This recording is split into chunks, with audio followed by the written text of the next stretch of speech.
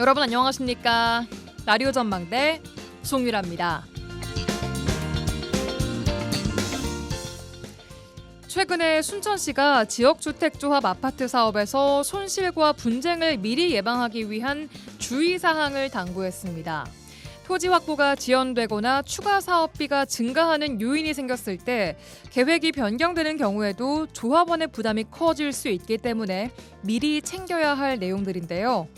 먼저 조합에 가입하기 전에 반드시 사업 추진 단계와 토지 확보율, 조합원 자격 요건, 또 추가 분담금 발생 가능성, 그리고 탈퇴 및 환급 조건을 면밀히 살펴야 합니다. 이런 사항들을 충분히 확인하지 않으면 피해가 고스란히 조합원에게 전가되기 때문인데요.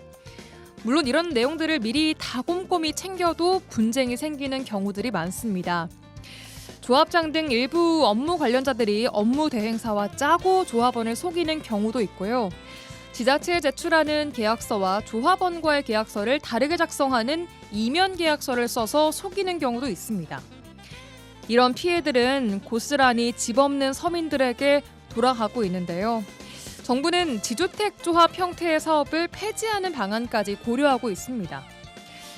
합리적인 가격에 내 집 마련해보겠다는 서민들의 꿈을 앗아가는 방향으로 악용되고 있는 지역주택조합 사업들. 오늘 나전 법정 시간에 자세하게 알아보겠습니다. 또 뉴스브리핑 세상에 이런 일이까지 준비되어 있습니다. 잠시 후에 뵙죠.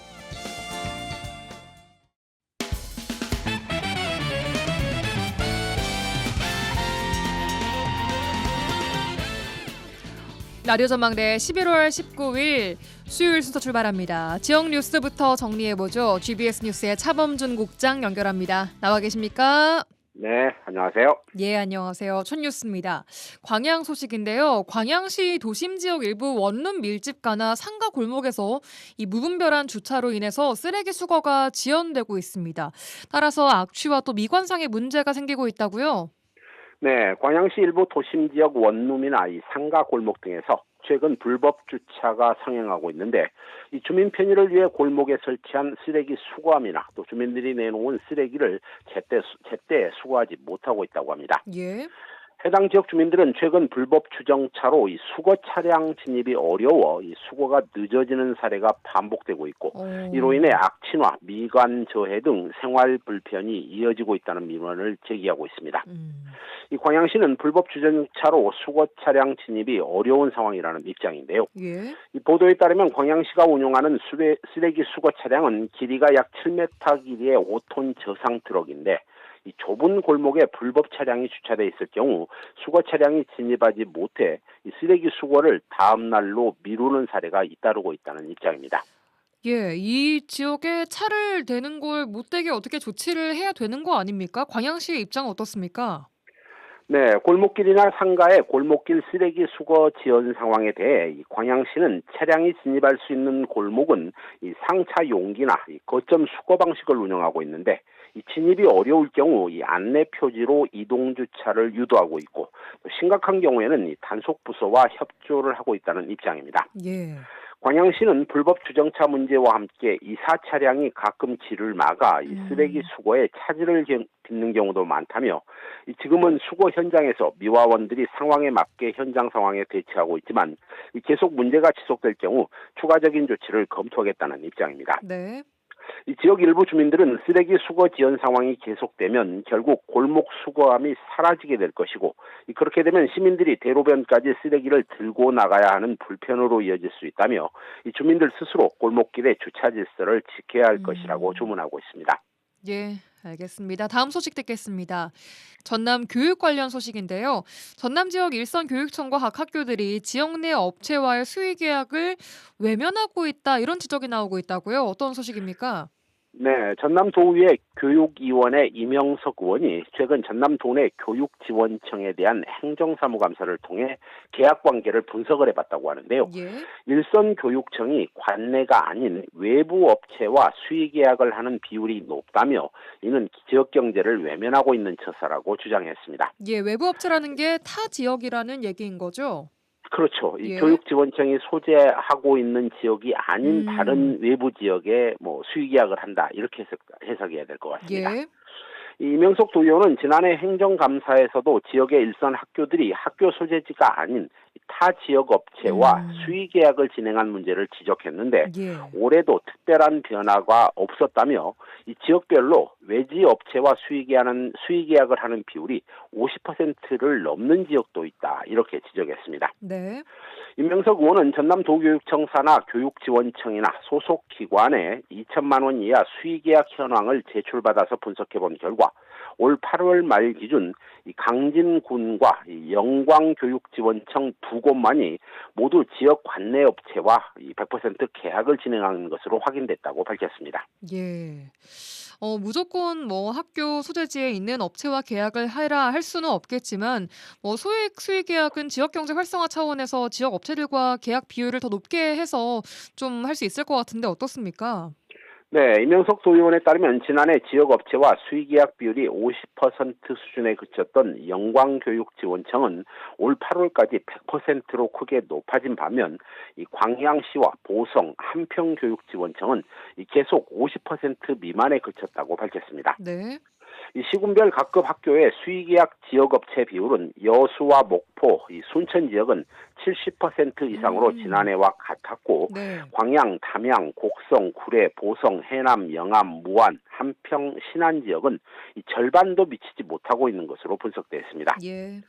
임 의원은 영광교육지원청이 올해 100% 지역업체와 수의계약을 체결했는데 이 지역경제의 선순환 측면에서 지역사회에서 큰 호응을 얻고 있다고 평가했습니다. 이명석 의원은 나머지 교육지원청도 작년에 비해 조금 나아지긴 했지만 각급 학교의 지역업체 계약 비율이 여전히 낮은 것은 문제라며 학교가 아이들의 교육을 위한 예산을 교부받아 사용하는 곳인데 지역업체를 이용하지 않는 것은 말이 안 된다 이렇게 질타했습니다. 임 의원은 적은 금액이라도 지역 업체를 이용하면 그 수익이 세금으로 환원되고 또 지자체의 교육 협력 사업으로 연결돼 결국 지역 교육 발전에 기여하는 선순환 구조가 될 수 있다며 지역 경제 활성화를 위해 각급 학교가 지역 사회와 협력해 주길 바란다고 당부했습니다. 예, 알겠습니다. 특별한 상황이 아니라면 지역 경제 선순환 측면에서 지역 사회와 또 지역 업체와 상생도 필요해 보이는 건 맞습니다. 자, 오늘 마지막 소식입니다. 대학 통합 관련 소식인데요. 순천대, 목포대 통합을 위한 학교 명칭 공모 결과가 발표가 됐습니다.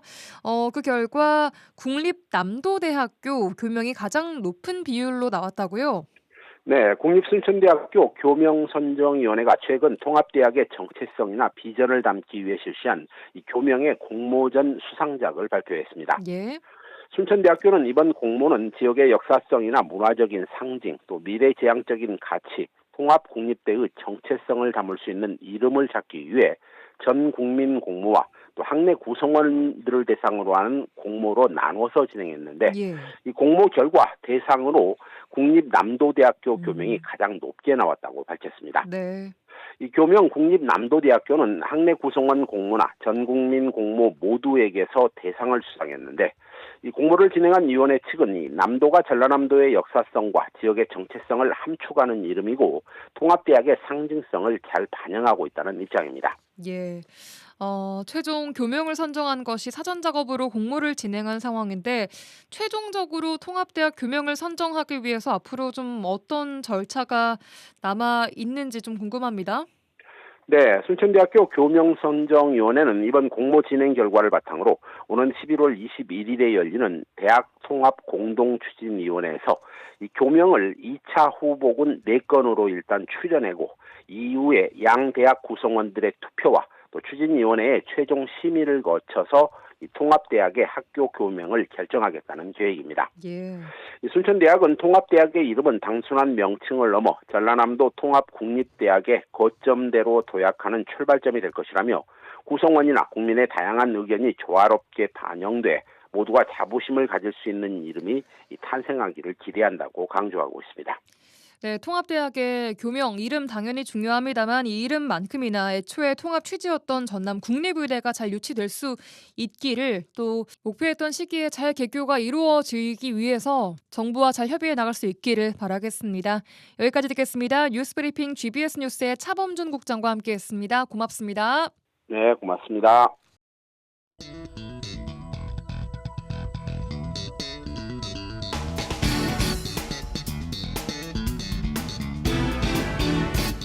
내 생각만 옳은 것은 아니다. 이런 주장도 있다. 이슈를 바라보는 눈을 키워드립니다. 라디오 전망대 라전 법정 시간입니다. 자, 오늘도 두 분과 함께하겠습니다. 이결아, 송하진 부부 변호사 어서 오십시오. 네, 안녕하세요. 안녕하세요. 네, 안녕하세요. 마스크가 사라졌습니다. 아, 예. 뭐 잠깐 감기로 잠깐 마스크를 썼었는데 완전히 멀쩡해졌습니다. 회복력이 요즘 감기 좀 오래 가더라고요. 요즘에 감기가 걸리면 그 후유증이랄까요, 잔기침 이런 게 맞아요. 진짜 오래 맞아요. 간대요. 몇 주씩 그래서 가고 그러는데 진짜 회복력이 좋으시네 거의. 아, 저는 뭐 울버린급으로. 바로 부활했죠. 뭐 바로 회복해야. 네. 프로는 그렇게 아프면 안 됩니다. 그럼요. 계속 네. 말씀도 꾸준히 하셔야 되고 또 네. 사람도 만나야 되고 네. 여기저기 다니셔야 되는데 그래요. 알겠습니다. 다행입니다. 네. 이 변호사님도 한 주간 잘 보내셨습니까? 예, 뭐 다행히 저는 뭐 크게 아프거나 그러진 않고. 잘 방어하셨어요. 어떻게 네, 댁에서. 네, 맞아요. 평소에 어떤 그게 잘 반영된 것 같아요. 근데 갑자기 많이 추워져서 네. 그래도 항상 늘 방심하지 않고 맞아요. 건강 관리 잘 하시길 바랄게요. 예, 두 분도 건강 관리 잘 하시고요. 네네. 자, 오늘의 화제의 판결 바로 들어가 보도록 하겠습니다. 어떤 판결 갖고 오셨습니까? 예, 오늘 좀 말씀 나눌 판결은 이제 이웃이 이제 자신에 대한 어떤 민원 제기를 한 것에 대해서 좀 이제 안 좋은 마음을 품고 그 이웃의 주거지 출입문 앞 공용 공간에 무거운 가재 도구를 빼곡히 쌓아서 사실상의 외출을 어렵게 만든 행위에 대해서 이러한 행위가 형법상의 강금죄에 해당한다라는 대법원 판결을 좀 가져와 봤습니다. 잠깐 들었는데 이거 엄청납니다. 네. 일단 이웃 간에 좀 갈등이 있었나 봐요. 그래서 한 이웃이 다른 이웃의 그 주거지 출입문 앞 공용 공간에 물건을 막 쌓아서 통행을 좀 어렵게 만든 행위에 대해서 대법원이 감금죄를 적용을 했다. 확정됐다는 거죠. 이게 어떤 사건인지 조금 더 자세하게 좀 들여다보겠습니다. 네, 이 사건 내용을 좀 들여다 보면 이제 가해자를 제가 A 씨라고 하고 예. 피해자를 B 씨라고 좀 지칭을 하겠습니다. 그래서 A 씨가 옆집에 거주하는 B 씨가 이제 민원을 제기를 했어요. 그러니까 공용 공간에 물건을 쌓아서 통행을 방해한다라며 관할 기관에 민원을 제기를 하자 이것에 앙심을 품습니다. 그러니까 앙심을 품고 B 씨 주거지 현관문 앞과 공동된 문 사이 공용 공간 있잖아요. 아파트 따지면 바로 옆에 거기에 책상, 테이블, 합판, 화분 이런 무거운 물건을 촘촘히 쌓아서 이제 통행을 굉장히 곤란하게 한 거죠. 불가능할 정도로. 그래서 검찰은 이제 유일한 출입문인 현관을 통해 외부로 나가는 것이 불가능할 정도로 아니면 현재 곤란할 정도로 그런 상태에 놓이게 했으니까 이것은 감금죄다라고 해서 감금죄로 A 씨를 기소한 그런 사례입니다. 그렇군요. 네. 어쨌든 출입문을 열고 닫고 왔다 갔다 하는 것도 어려울 정도로 그렇게 말씀하신 거 들어보니까 책상, 테이블, 합판, 화분 이런 거는 이렇게 민다고 밀리는 물건들이 아니잖아요. 그렇죠. 촘촘히 쌓으면 진짜 문 못 열 수도 있죠. 그 영화 같은데 그 악당이 못 들어오게 막을 때 우리가 책상 쌓고 막 맞아요. 화분 놔주고 이런 거 아닙니까? 그러니까 평소에도 이 피고인이 공용 공간에 물건을 쌓아두는 버릇이 있었나 봐요. 그러니까 이제 이걸 이제 피해자가 참지 못하겠죠, 누구나. 그래서 그거에 대해서 민원을 제기하니까 그래 이러면서 어디 아예 한번 그냥 너가 민원을 넣었어 나에 제대로 대해서. 한번 쌓아볼까? 그러니까 이게 참 어떻게 보면은 되게 악의적인 행동이었죠. 그래요. 이게 뭐 사소하다고 하면 사소할 수 있지만 이 사소한 처음 그 시작이 좀 일이 커진 것 같습니다. 재판까지 간 상황이고 그 이웃 간의 감정의 골이 깊어질 대로 깊어진 상황으로 볼 수 있겠는데요.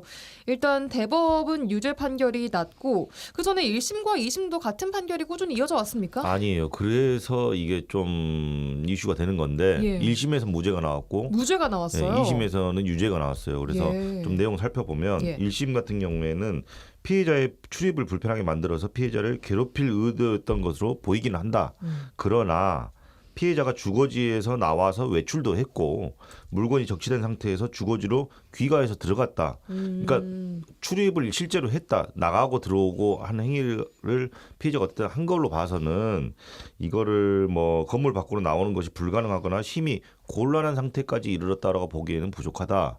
라고 본 거예요. 2심에서. 그래갖고 그러니까 그 A 씨가 실제로 문을 열고 좀 어렵고 비좁긴 했지만 외출도 왔다 갔다 충분히 할 수 있었다라는 그렇죠. 거죠. 그래서 그것 때문에 무죄라고 판단을 했는데 이제 항소심에서 그러니까 유죄 판결이 나왔습니다. 2심에서 그 내용을 보면 현관 앞에 쌓아놓은 물품은 무게가 굉장히 많이 나가는 것으로 피해자의 키 정도로, 그러니까 사람이 키 정도 높이 쌓여 있었나 봐요. 그래서 와. 그렇게 촘촘히 쌓여 있었고 피해자가 또 고령의 여성으로서 적시된 물품을 넘어서 주거지에서 나왔는데 이는 상당한 위험을 수반한 어떤 그런 행동이었던 점, 그리고 피해자의 주거지 현관문 앞에 물품을 적재하는 방법으로 피해자가 주거지에서 나가는 것을 심히 곤란하게 한 것은 맞지 않느냐. 그래서 유죄 판결을 합니다. 그래서 벌금 30만 원이 선고가 됐는데 예. 대법원에서도 이 판결을 그대로 인용을 한 거고, 이 피해자가 다시 주거지에 들어왔다 나갔다 한 사정은 예. 강금죄 성립에 영향을 미치지 않는다라고 본 거예요. 보니까 피해자랑 가해자 모두 다 70대더라고요. 맞아요. 네.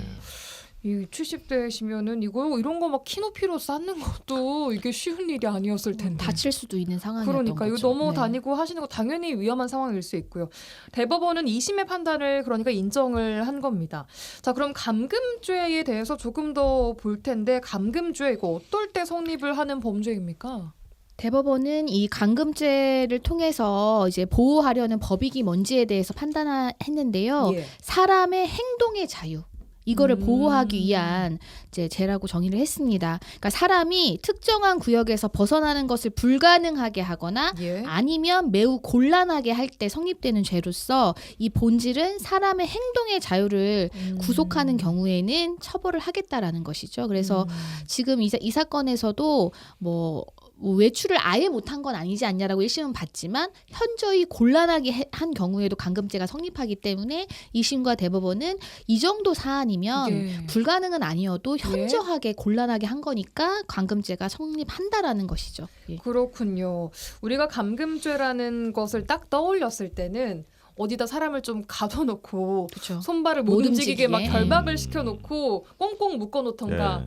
혹은 뭐 정말 문을 그 방 안에 꽁꽁 가둬놓고 잠궈놓고 못 나오게 이런 게 감금죄라고 딱 떠올리기가 쉬운데 이번 사건에는 그 정도까지는 아니었음에도 감금죄가 적용이 됐단 말이죠. 그렇습니다. 그러니까 반드시 뭐 결박하거나 뭐 잠그거나 그러지 않아도 적용될 수 있다라는 거네요. 그렇죠. 방금 질문하신 그런 내용들 같은 경우에는 최협의의 내용인 것 같고요. 감금에 해당하는. 최협의의 내용이라는 제일 좁게 해석하는 거고 다시 그렇게 좁은 개념은 아니에요. 그래서 우리가 법률상 형법상 감금이라고 하는 것은 예. 어떤 행동의 자유를 구속하는 행위를 벌하는 건데 예. 그런 수단과 방법에 제한이 없습니다. 그래서 일정한 어떤 특정한 구역 범위 안에서 일정한 생활의 자유가 허용돼 있다고 하더라도, 네. 그러니까 예를 들어서 좀 굉장히 큰 방 안에서 돌아다닐 예. 수 있다고 하더라도 그 방 밖으로 나가지 못하게 했다라면 그것 또한 감금죄라는 거죠.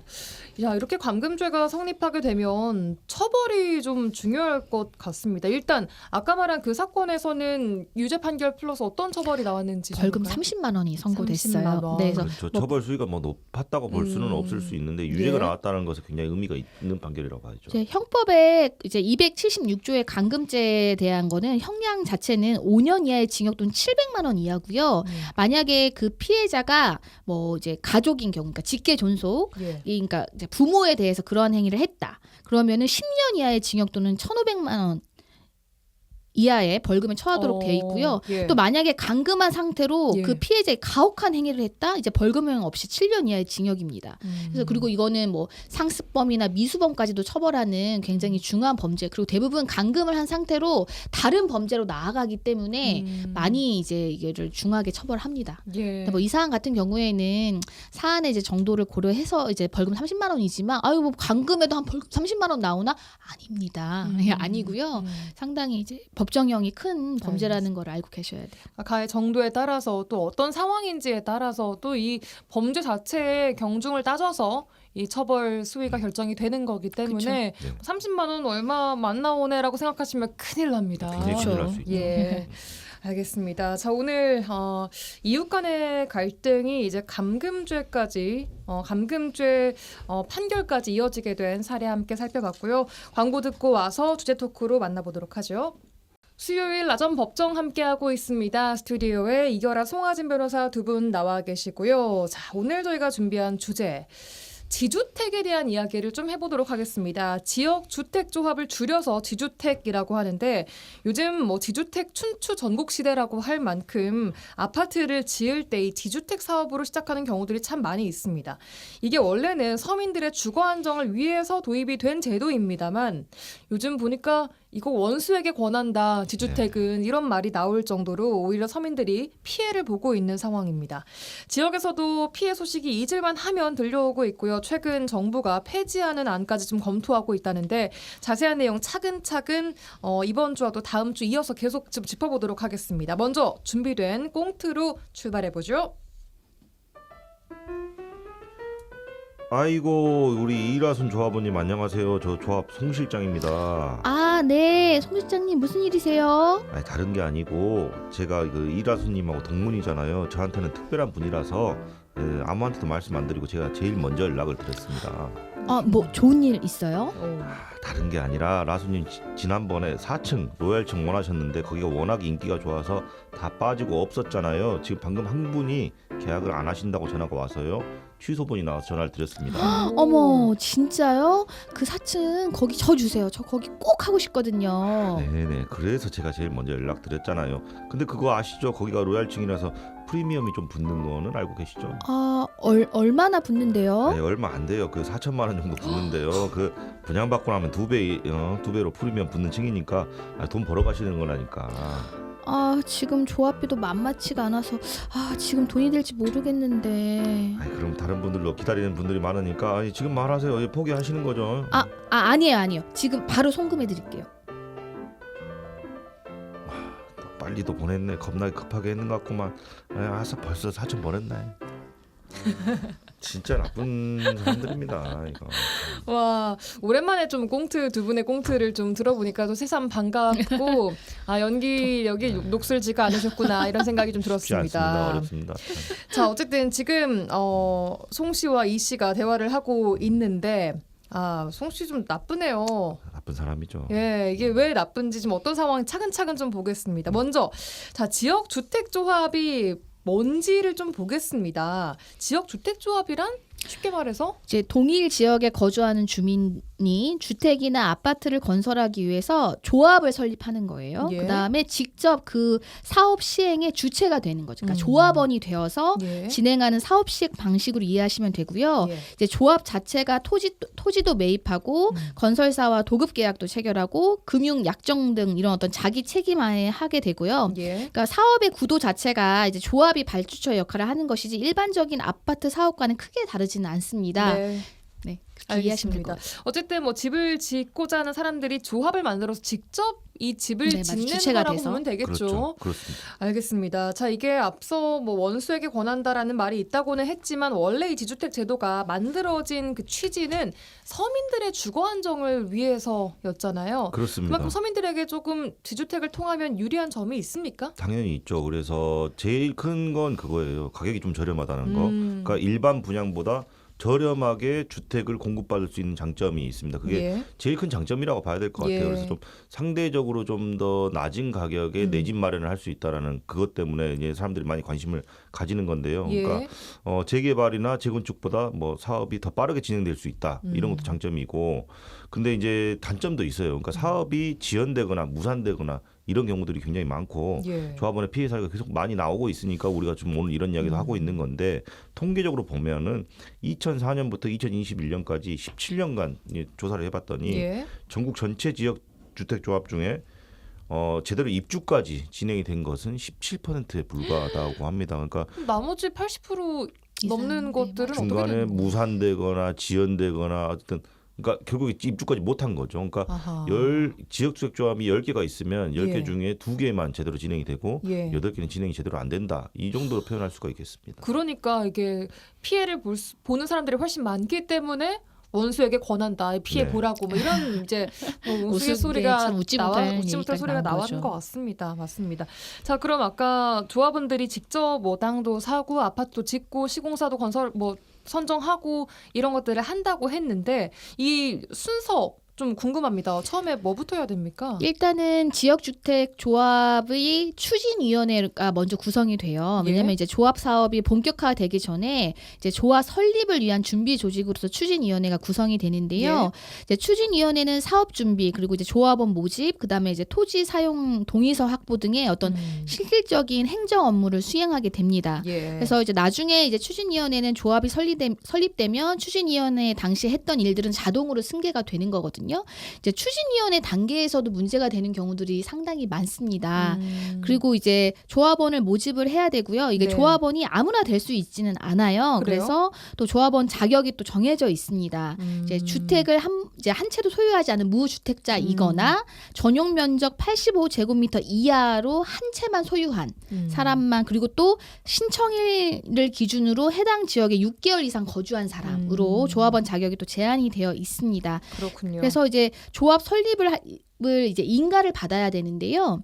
인가를 받는다는 게 어디로부터? 이제 그 관할 시장, 관할시나? 군수 또는 구청장으로 받아야 되는데 지방자치단체라고 보시면 돼요. 네. 여수로 따지면 여수시가 될 예. 것이죠. 이게 아무나 인가를 해주는 것이 아니고 예. 80% 그 사업 부지의 80% 이상에 해당하는 토지의 사용권을 확보하고 엔드예요. 이게 조건이. 예. 그다음에 15% 이상의 토지 소유권을 확보하여야만 인가를 신청할 수 있고 인가를 받을 수가 있는 겁니다. 그래서 이게 뭐 그냥 아무나 이제 해서 하는 것은 아니고요. 그래서 이런 과정이 있어서 설립 인가 받고 이후에 또 사업계획 승인 받고 그러면 이제 착공하고 나중에 이제는 그 사용 허가까지 받은 이후에 이제 입주가 되는 것이죠. 그렇군요. 그럼 이 지역주택조합을 통해서 지어지는 주거의 형태는 주로 아파트인 것 같은데 아파트가 유일합니까? 그 꼭 제도상으로 아파트만 지역주택조합으로 할 수 있다라는 건 아니에요. 근데 이제 그 일반적으로 이제 그런데 뭐 법적으로 그리고 행정적으로 제약이 굉장히 좀 있는 상황이기 때문에 실제 지역주택조합 사업에서 아파트 사업이 압도적으로 많은 거죠. 그렇군요. 예. 그럼 일단 그 조합원을 모집을 하고 그다음 아까 말씀하신 15% 이상의 땅을 확보한 이후에 그다음에 이제 아파트를 지어줄 회사를 건설사를 좀 선정을 해야 되는 거잖아요. 그렇죠. 그러니까 좀 어렵게 생각하지 마시고 예. 여러 조합이라는 건 그러니까 우리 3명만 모여도 예. 그것도 조합이거든요. 예. 그러니까 여러 사람이 모여서 우리가 돈을 십시일반 부담을 해가지고 땅도 사고 시공사도 선정하고 여기에다가 우리가 산 땅에 시공사가 아파트를 짓게 하고 거기 들어가서 내가 살겠다 이런 개념 정도로 이해를 하시면 됩니다. 그러니까. 예. 그러니까 뭐 들어보면 되게 간단한 그 과정인데 이 안에서 정말 다양한 그 맞아요. 일들이 많이 벌어진단 말이죠. 그렇습니다. 앞서 꽁트 사례를 다시 좀 돌아가서 보겠습니다. 사례를 보니까 조합 장이었나요? 아까 송 씨가 그 한 대표 같은 사람이 조합원에게 아파트를 이제 다 지어진 다음에 분양하는 과정입니다. 그런데 그 과정에서 프리미엄을 받고 특정층을 좀 권했단 말이죠.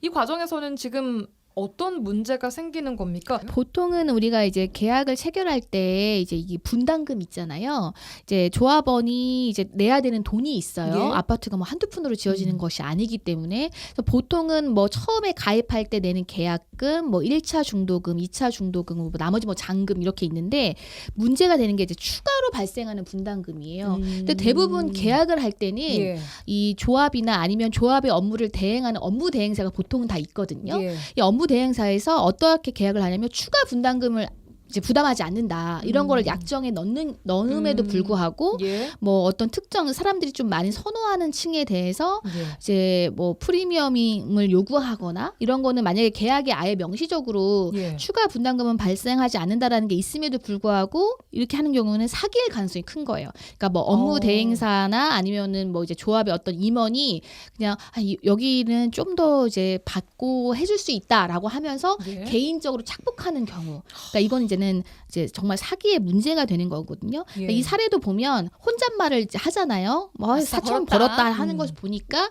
원래 프리미엄이 붙는 게 아닌 거죠.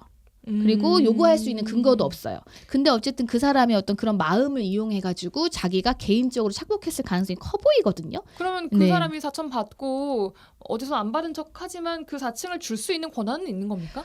그것도 사실은 없는 거죠. 그게 누구 마음대로 그러니까 그러니까요. 조합의 직원일 수도 있고 아니면 업무 대행사나 분양 대행사의 직원일 수도 있는데 그 사람이 임의대로 이렇게 누구한테 어떤 층을 주고 어떤 그 물건을 주고 이럴 수 있는 권한도 없는 거죠. 그러니까 말이 안 되는 거예요. 그럼 조합원들 사이에서 뭐 층 배분 뭐 어디 누가 살고 이런 거는 보통 어떤 식으로 정해져요? 그 무작위 추첨일 수도 있고요. 아니면은 그것을 아예 애초부터 분양을 조합은 모집할 때부터 그걸 나눠서 이렇게 계약을 체결할 수도 있는 건데 이게 여기서는 옹트 사례에서는 일단 뭐 직원의 개인적인 일탈 같이 보이기도 하지만 그런 사례들이 꾸준히 발생하고 있으니까 오늘 꽁트로 만들어 본 것이고 네, 어쨌든 문제가 되는 사례입니다. 그것도. 알겠습니다.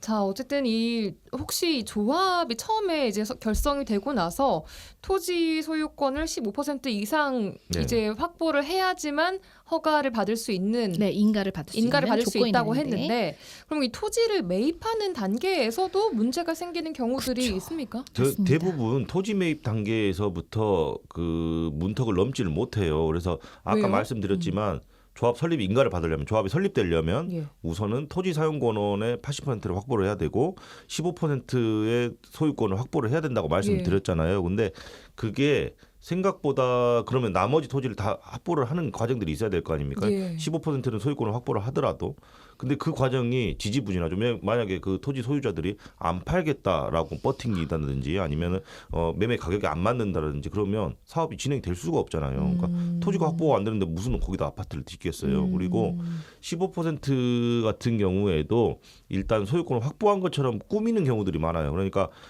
등기는 쳐요. 매매 계약을 체결하고 뭐 이렇게 소유권까지 이전된 것처럼 등기는 치지만 그거 등기를 속일 수가 있습니까? 바로 그 다음 날 매매해야 가등기를 치는 거죠. 그러니까 다시 판 사람 매도인이 예. 다시 이 땅을 사가는 것처럼 매매 예약을 해놓는 거예요.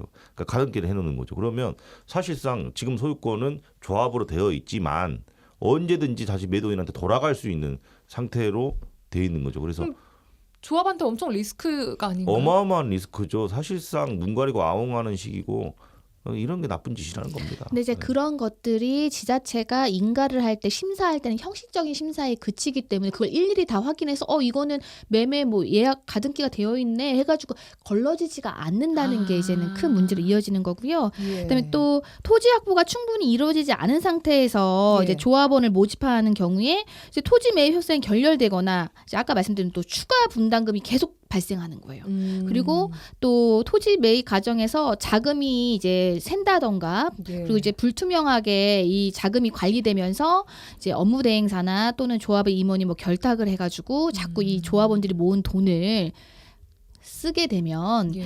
결국에는 또 다시 이제 조합원들에게 또 추가 분담금을 요구하고 그리고 이게 사업이 시행될수록 왜 또 건설비가 늘어나고 맞아요. 또 막 땅값이 상승하잖아요. 그러니까 계속 분담금이 발생하는 거예요. 그래서 음. 처음에는 뭐 2억 5천이면 내 몫의 아파트를 가질 수 있다고 했는데 나중에 뭐 한 1억 이상이 늘어나거나 이게 되면은 이제 그동안 투입한 또 돈이 있기 때문에 뭐 바로 또 해지를 할 수 있는 게 아니고 또 그게 예. 왜냐면 원금이 뭐 보장되고 이런 게 아니잖아요. 그러니까 그런 리스크가 계속 있는 거예요. 그러니까 한번 조합원으로 활동하겠습니다 해서 큰 돈을 냈을 때 이걸 다시 저 그만하랍니다 하고 뺄 수가 또 없는 상황. 해지 사유가 당연히 있지만 계약이 뭐 일정한 사유가 발생하면 해지하고 뭐 반환도 받고 할 수는 있지만 실제적으로 뭐 만약에 법적으로 그런 권리를 인정받는다고 하더라도 대부분 그 조합에 돈이 안 남아 있어요. 당연히. 뭐 몇천억씩 모였던 돈이 뭐 잔고가 1,000만 원밖에 안 남았더라 이런 사례들도 있으니까요. 그래요.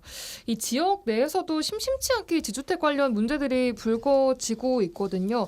혹시 간략한 사례들 좀 몇 가지 소개를 해주실까요? 그렇습니다. 그러니까 전국적으로도 문제가 많지만 우리 지역에서도 굉장히 굵직한 어떤 형사 사건들이 계속 일어나고 있어요. 그래서 벌써 몇 년 됐습니다만 우리 화장동에서도 지역주택 조합 사기 사건이 있었고요. 그때는 1종과 2종, 그러니까 토지 종 상향이 불가능한 토지였음에도 불구하고 그러니까 예. 고층의 아파트를 지을 수 없는 토지라는 걸 알면서도 고층 아파트를 지을 수 있다라고 사람들을 현혹해서 사람들을 속여서 이제 사기 혐의로 업무대행사 대표가 구속됐던 그런 사례도 있었고요.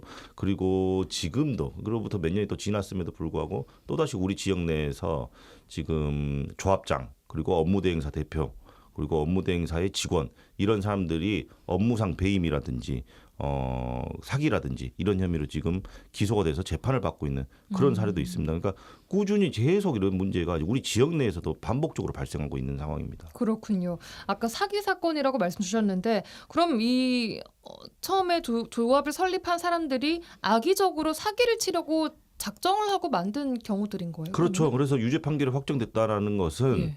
그 사람이 아까 말씀하신 대로 예를 들어서 이게 사업이 진행될 수 없는 걸 알면서도 진행될 수 있는 것처럼 속여서 돈을 받아서 챙겼다. 그럼 그게 사기가 되는 거죠.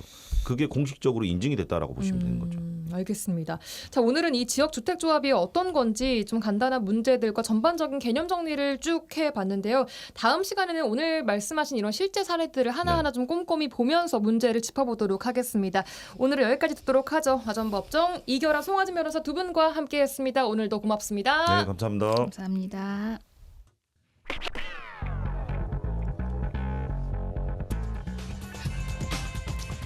세상에 이런 일이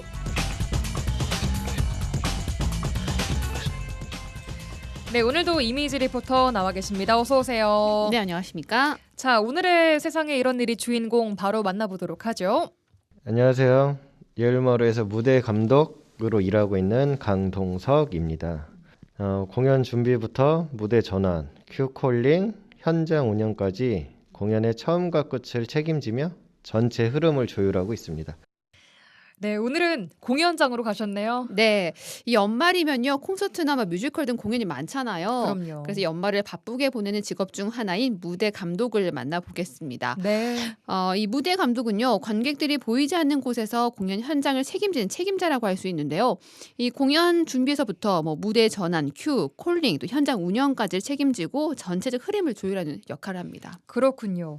이 강동석 무대 감독은 어떻게 해서 이 일을 처음 하게 되셨을까요? 이 무대 감독이 되기 전에요 배우로 무대를 먼저 접했다고 해요. 아하. 네, 무대 감독이 될 수 있는 그 진로 방향 두 가지가 있는데 극장에서 배우를 하면서 시작하기도 하고요. 네. 또 공연팀에서 스텝으로 시작하는 거기도 하는데 이 강동석 무대 감독은 배우에서 무대 감독이 된 케이스입니다.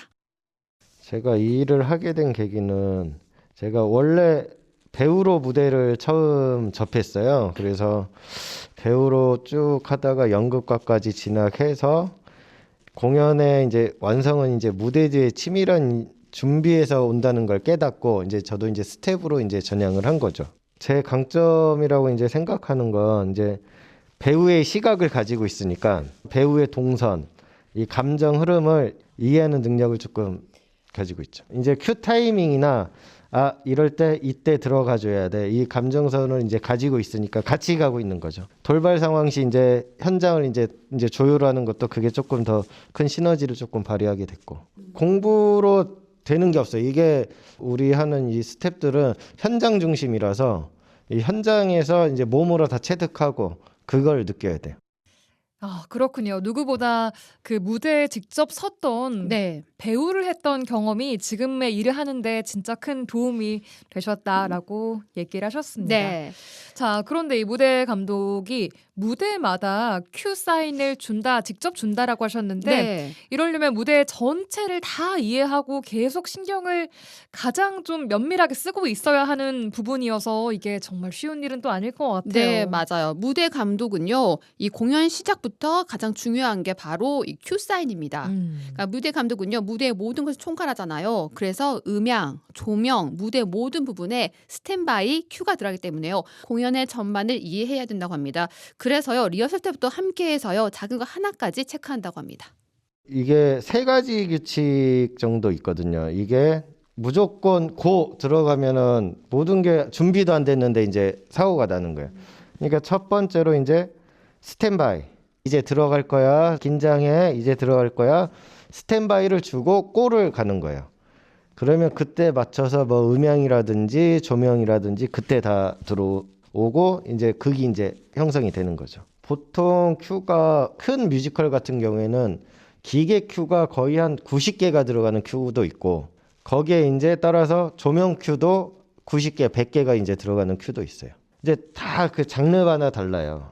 오페라 같은 경우에는 음악을 따라가야 돼요. 자기가 음악도 조금 알아야 되고 그 음악을 따라가면서 큐를 날려야 되고 그래서 리허설 때부터 염수 때부터 이제 참가를 하는 겁니다. 같이.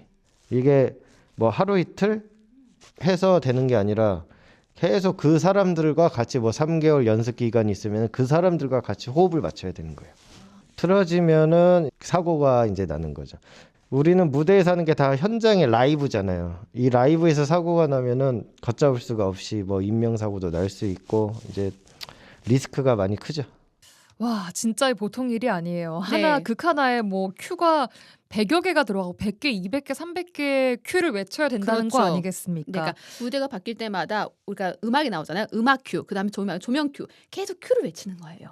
그러니까 이게 말씀하신 것처럼 단순히 뭐 리허설 한두 번 참여해서 되는 게 아니라 몇 개월 동안 그들과 함께 호흡을 맞추면서 네. 이 전반적인 걸 완벽하게 머릿속에 넣고 그쵸. 있어야 한다라는 거죠. 습득을 해야 되는 겁니다.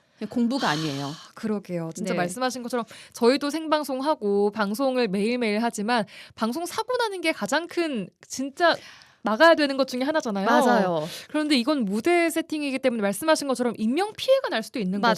것이고 네. 동선 꼬였을 때 더 큰 네. 문제들이 있기 때문에 쉽지 않은 일입니다. 정말. 네. 그럼에도 이렇게 고되고 힘들지만 기억에 남는 무대 많이 있을 것 같아요. 그렇죠. 가장 특이하게 한 공연이 기억에 남는다고 하는데요. 특이하게 공연장에서 안전을 위해서 잘 쓰지 않은 요소가 바로 물과 불이에요. 공연장에서 불 보는 거는 거의 불가능하지 않나요? 맞아요. 그래서 이런 소재들을 가지고 실험적인 공연을 한 게 가장 기억에 남는다고 합니다.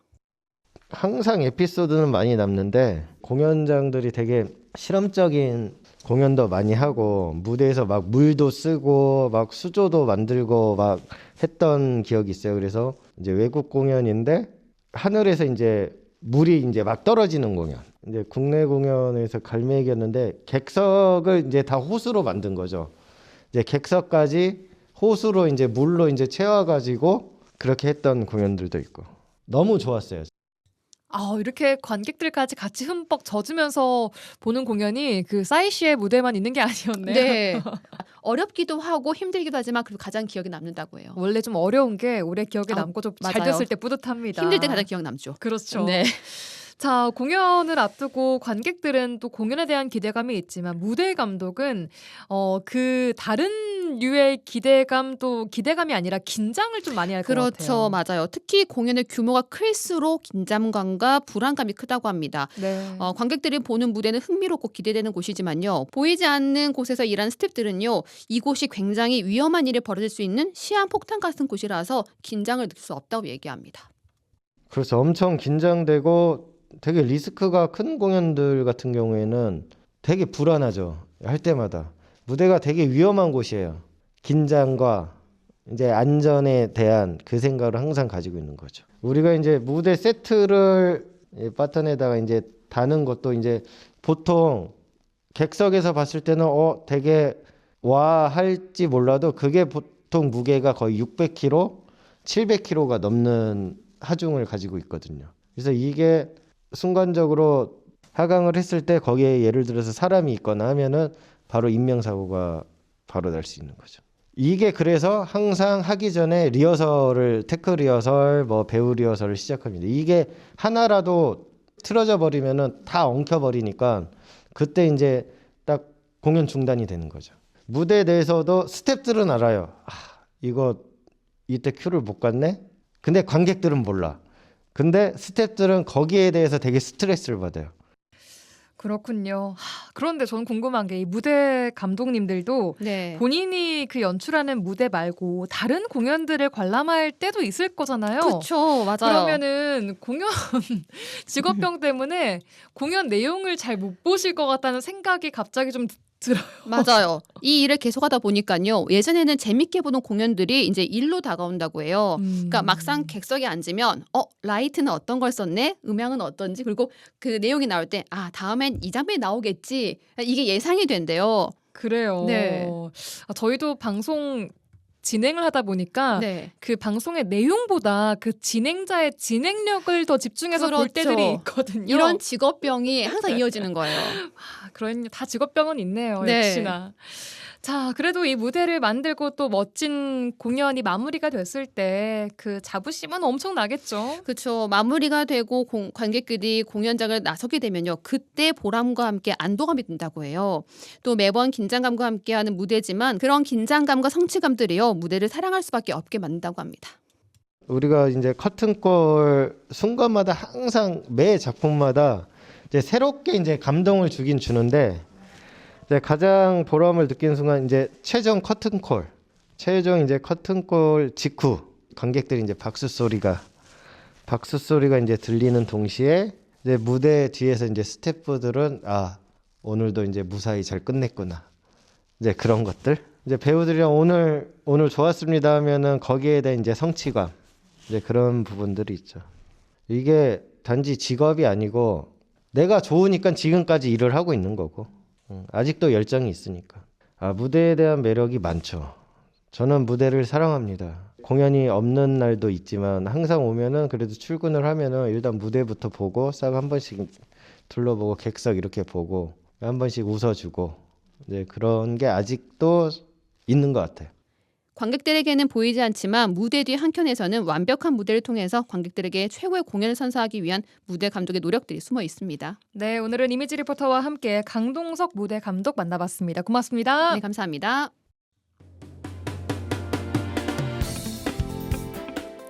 라디오 전망대가 11월 19일 수요일에 준비한 내용은 여기까지입니다. 저는 내일 돌아오겠습니다. 구성 이선화, 연출 송유라였습니다. 고맙습니다.